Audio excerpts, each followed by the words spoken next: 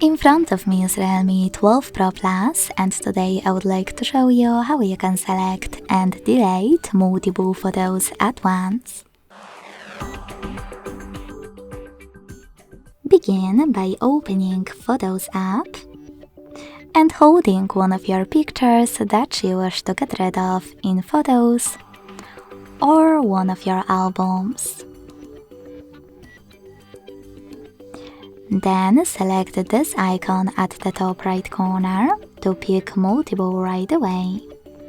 To exclude some of your photos that you wish to keep, click on the chosen ones. Then to delete the rest, use this pin at the bottom. Lastly, confirm your choice in the pop-up.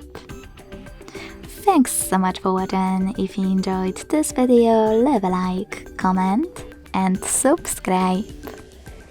Bye!